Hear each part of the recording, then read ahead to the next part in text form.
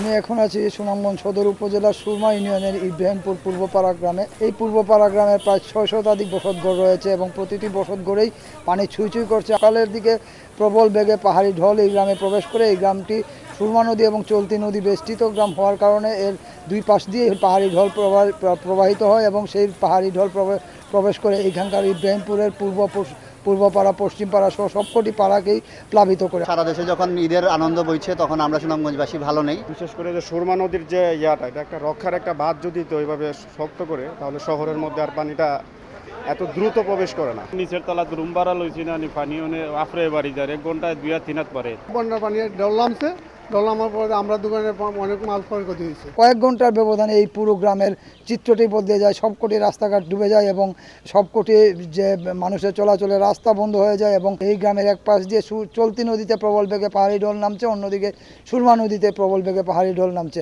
এখন জন্ম সনদ দিয়ে খোলো বিকাশ স্টুডেন্ট অ্যাকাউন্ট, নিজের বিকাশ নিজে কর। এইদিকে সুনামগঞ্জের মতো উজানে পাহাড়ি ঢল এবং বন্যা পানি বাড়ছে সিলেটেও। আমরা সিলেটের খবর জানতে চলে যাব সহকর্মী ইকরামুল কবিরের কাছে। হিমাদ্রির সুনামগঞ্জের মতো সিলেটেও বিভিন্ন জায়গায় পানি বাড়ছে এবং নদ নদীর পানি বেড়ে যাওয়ার ফলে নতুন নতুন জায়গা প্লাবিত হচ্ছে।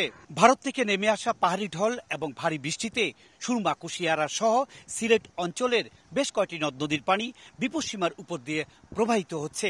ফলে সিলেটের 5টি উপজেলা বন্যা কবলিত হয়ে পড়েছে। সিলেট অঞ্চলের অভিজাত এলাকা শাহজালাল উপশহরের বাসাবাড়ি ও ব্যবসা প্রতিষ্ঠানের নিচতলা জনমানব শূন্য হয়ে পড়েছে। সুরমার পানিতে নিমজ্জিত হয়ে পড়েছে ফায়ার ব্রিগেড ও সিভিল ডিফেন্সের সিলেট স্টেশন। ঈদের আগের দিন থেকে পানি অগ্রগতি, এখন মালামাল ইকুইপমেন্ট যা কিছু ছিল আমরা আপাতত সেভ করেছি। কোম্পানিগঞ্জ উপজেলার 6টি ইউনিয়নের মানুষজন পানিবন্দী হয়ে পড়েছেন। 5টি আশ্রয় কেন্দ্রে জায়গা না হওয়ায় কোনো পরিবার আশ্রয় নিয়েছে যানবাহনে। সংশ্লিষ্ট মহল এদিকে নদী খননের দিকে যাতে বিশেষভাবে ইম্পর্টেন্স দেন। দোকানপাট পানির তলে বর্তমানে আমাদের ব্যবসা বাণিজ্য নিয়ে খুব দুশ্চিন্তার মাঝে আছি। এদিকে সিলেটের বিভাগীয় কমিশনার ও জেলা প্রশাসক কোম্পানিগঞ্জ উপজেলার বিভিন্ন আশ্রয় কেন্দ্র পরিদর্শন করে জানিয়েছেন 5টি উপজেলা মানুষ পানিবন্দী হয়ে পড়েছেন।